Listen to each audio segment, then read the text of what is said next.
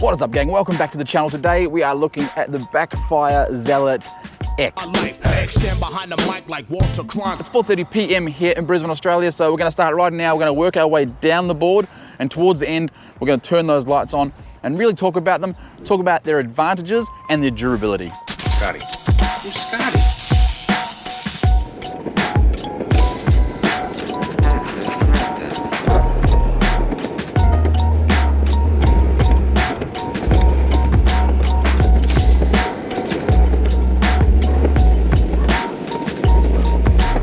All right, so let's kick off the Zealot X review and let's start at the top of the board, which of course is the skate deck. However, in this case, it's probably more accurate to say the board, because the way they've designed this deck is from snowboarding technology, and you can feel it. Now, I haven't snowboarded in many years, but I did used to live in New Zealand, and we used to be able to snowboard when we were at school. And I can tell you right now, this feels like a snowboard. The edges, the shape, and even the rebound of it. Now, I've stopped here specifically because it is casting some shadows, so you can actually see, hopefully on video, you can see that concave on the toe and heel. Okay, so starting at the top and working our way down, the first layer is the grip tape, obviously, followed by glass fiber. Then there is a layer of maple. That's going to give you your strength. Without the maple, this would be snapping pretty quickly. You've got your ABS, then you've got your LEDs, and you've got another layer of glass fiber. Now, something about these LEDs that are in the deck, Backfire is claiming that these are virtually indestructible from any impact. Okay, so with all that technology, how does it actually feel and flex? Well, to carve on, it's really lovely. I keep using that word. It's my word of the month. The heel toe is exactly where you want it. Like, I can feel my toes gripping onto the edge, and I can feel my heel just digging in to that lip. They have, I would almost say, scientifically designed this deck. The flex, well, I'm gonna jump in the middle there. It's not very flexy at all. For a Zealot, which we know is traditionally a very, very flexy board, the Zealot X is not that flexy. The Zealot 2S is a lot flexier, so it is a different deck on the 2S. The Zealot X, I think, because it's the performance board, it's a high speed board, less flex, more stability, a little bit safer.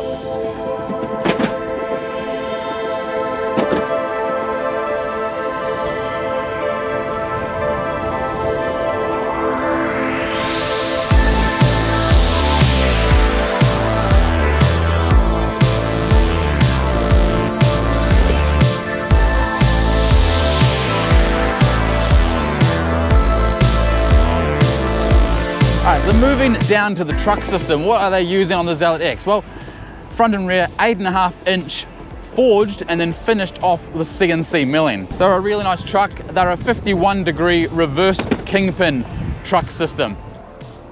All right, now let's move to what is connected to those 8.5 inch trucks, and that is the wheels. Now these wheels, well, any wheels I think can make or break an electric skateboard. You can have the best VESC, the best trucks, padded grip tape, whatever you want. If your wheels are crap, your ride will be crap. It's gonna be slippery, it's gonna be jarring, it's gonna be loud, it's gonna be annoying. It's just, the wheels, in my opinion, are one of the biggest deciding factors if your board rides well or doesn't. And I can tell you, I've done, I don't know, close to 100K now. They still look new, they haven't chipped. 55mm contact patch, 96mm in size. And one thing that really surprised me is that they're an 80A durometer. They don't feel like 80A, they do feel softer. They feel more like a 76 or a 78A, but they say 80A, so it's gotta be correct, and they feel great. Okay, before we go too much further, I've just come across, and I can always forget this is here, it's probably my favorite hill climb test in Brisbane. It's long and it is steep. This will drain so much power out of a lot of boards. I'm not sure if the Zealot X will make it, to be very, very honest. We'll give it a run, wish me luck. All right, so we're gonna start on the incline and we are in turbo mode. We're not going for a race, we're just trying to make it. Oh, okay, this is gonna make it easy. Holy, this is the first, maybe second time I've done full acceleration. And I'm not even on full acceleration now. I can go and accelerate more. 26, 27, 28, 30. Okay. Well, I was wrong.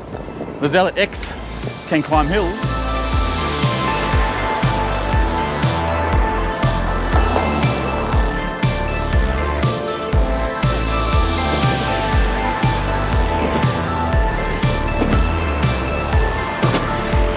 I've got some massive corrugations going over the bridge. The 96mm wheels are handling it okay, but I am lifting my weight off just to not really stress the board.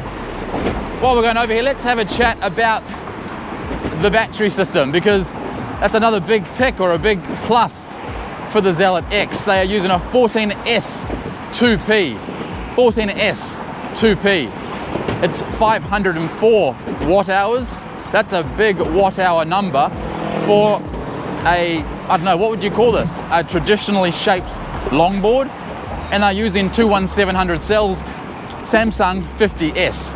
So very, very reputable cell, good size battery, 14S, so you've got really good speed, and that's gonna really help with the battery sag when you get down low. So you're not gonna see it at that 30, 40% like you would normally experience on say a 10 or a 12S, and you're gonna have speed. Those Samsung 50Ss are not the best cell on the market, but for this type of board, this type of price range, it's a sensible choice. All right, so let's really just quickly touch on the ESC. It's a Hobbywing Fock ESC, so that means it's very, very smooth, really nice acceleration, very smooth brakes, strong enough to pull you up very quickly. Another really big plus that I like, and a lot of the 902.8s are suffering from this at the moment because the boards are getting so powerful with big batteries. The ESC in this is equipped to take up to 140 amps max. So you can have this on full battery, on full acceleration, going up a really steep hill, and you're not gonna overpower it, which is a big plus because, as I said, the boards are getting bigger, the batteries are getting bigger, the ESCs are getting more powerful. This one can handle everything it can throw at it. All right, the sun is setting, which means it is getting very close to bringing out the party lights on the Zealot X. But before that, let's talk about the motors. The motors are a 6358.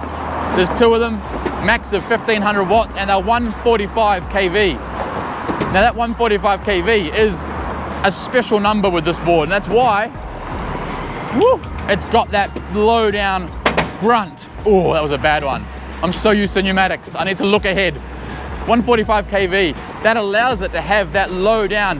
When we came up that steep hill before, it gets up and goes. Paired with the 6358 and the 1500 watts and that Hobbywing Fock ESC, it really is, I don't know, a perfect sort of sweet little recipe for power and speed. Now that is a big door. I was planning to hit the Pentagon next week. That's Tron, he fights for the youth. Initiate lights of the power.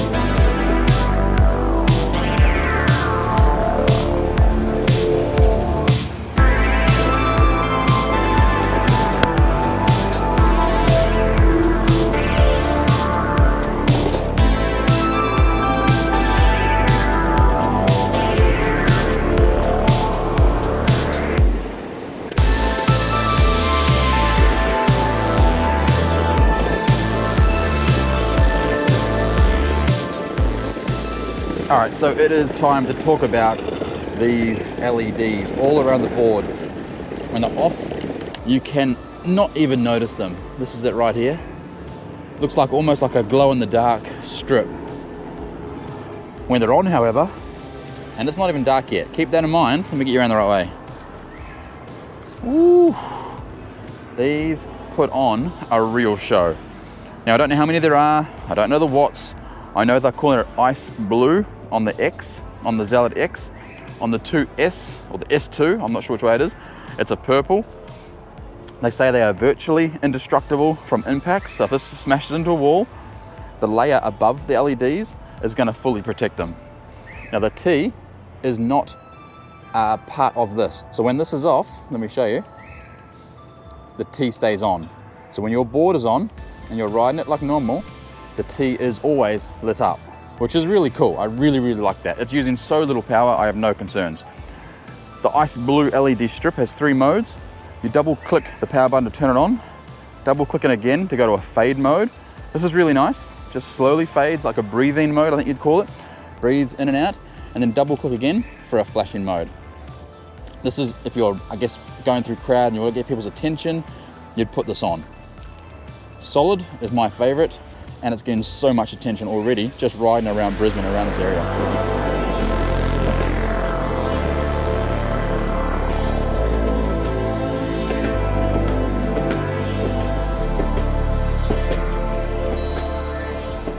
All right, now let's talk about the remote control, because this is a beautiful remote control, and it's the first backfire board I've reviewed with this new format. And honestly, this is one of the big wows for these boards. This remote control is just, it's beautiful in the hand. Now to start with, you've got this amazing screen. It is super bright, really easy to read, and it's got all the telemetry you'd need to know. It's got your total trip, your odometer, if you're connected with Bluetooth, cruise control, if you've got the fingerprint reader turned on or off, what sport mode you're in, what speed mode you're in, and it shows your remote battery and your board battery and current speed. It shows it with a number and with a really nice visual going around. So that's eco, that's 20. Push that button again. Color changes, so it goes from blue to purple. So blue is eco, purple is sports. Now again, we'll accelerate that. A little bit faster, got a nice little red bit at the end to say, hey, you're going pretty quick now. You're sitting on 38, be careful. And then right here in the middle, you've got your turbo button. And of course, what color does it go? Red. Again, acceleration all the way around, 50k an hour, and really nice braking. A couple other features of the remote control. The power button doubles, as I've already mentioned, to turn on the lights or to change the light modes, which is a really nice little feature. Let's go for breathing mode. You've got down here, something when I first heard about, I was like, I do not see the point for this. This is a fingerprint reader.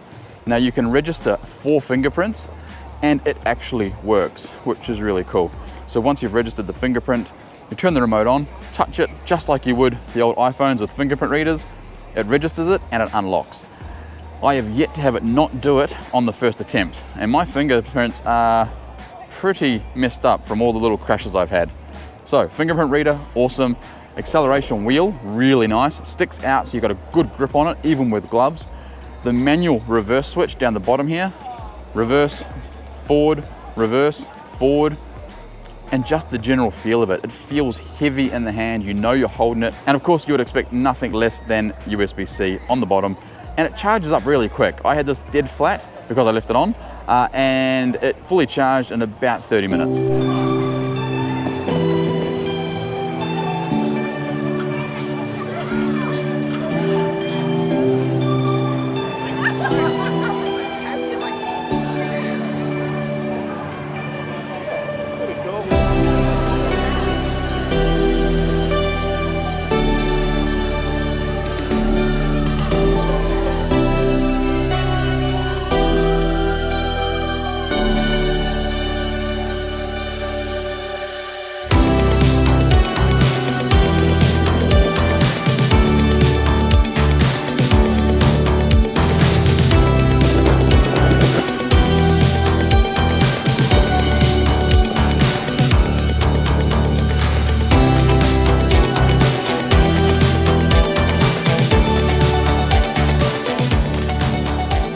So it is well and truly sundown now, so I'm sure the footage is getting super grainy, so we're going to end it there. The Zealot X ticks a lot of boxes for an electric skateboard under 1,200 bucks. Is it perfect? There's a couple of small little things I would love to see tweaked, very, very minor, not big deal breakers at all. I'll cover them off right now. But what do I love about the board? Well, obviously the lights. This is a showstopper. The amount of people talking about it when we ride past, people saying, I want that, how do I get that? By the way, how nice does that look right now? The power of the motors, very, very powerful. That 145 kV delivers so much torque off the line. See ya! Delivers so much torque off the line. It is just crazy. I've got people all around me. The battery, the 14S2P, great battery size. It's going to give good range with very little battery sag, which is what you want in these boards. You want to be able to ride these until you're at zero. And in the olden days, you'd get down to 30, even 40% sometimes, and you'd start to have absolutely no off-the-line power. This 14S2P with those 50S cells are going to do a really good job. The wheels are awesome. The 8.5-inch forged CNC finished trucks are awesome. The ESC feels great. It's just a really nice, high-performance electric skateboard. Now, what are those two really little things I said I would fix? Well, the first one is the cell type. 50S, great cell. No concerns, no complaints from me, being an average, I ride once or twice a week. But for the Zealot X and for the performance it's boasting and what it has got, I believe 40Ts or Moly cells would really finish off this package. It would just, I know the price would have to go up a little bit, a tiny bit, but I think having the reliability and that extra higher discharge rate would make such a difference to the Zealot X. And the last one, and this is really hard to avoid, and it's every single board. So it's not the Zealot X, street boards rattle. I haven't ridden a street board in a while, and this one has a rattle coming from the back. It's the belt covers, I know what they are. I've tightened them up a couple of times, but just on these rough roads, they come loose quite quickly. As I said, I'll just take them off. It's not a deal breaker, but I have to call it out. I'm sure you heard the rattling on the video. The belt covers keep coming loose. I will try putting Loctite on them because I think that'll fix it. If it doesn't, the belt covers are gone. This is a very smooth board, lots of power as I've already mentioned, and it looks good. It is a showstopper. When you look at that there now, with that sitting in the background, come on. So that is the wrap up done. That is the end of the video. Thank you so much for watching. As always, I hope you've enjoyed it. Comments, questions, anything you want down below. I hope you've agreed. If you've disagreed, tell me what you've disagreed about. But make sure you hit the like button. Make sure you hit the subscribe button. The light is almost all gone. I still need to ride about 2K back to the car. Yeah, that's it. Thanks for watching. See you on the next video. Scotty. Who's Scotty?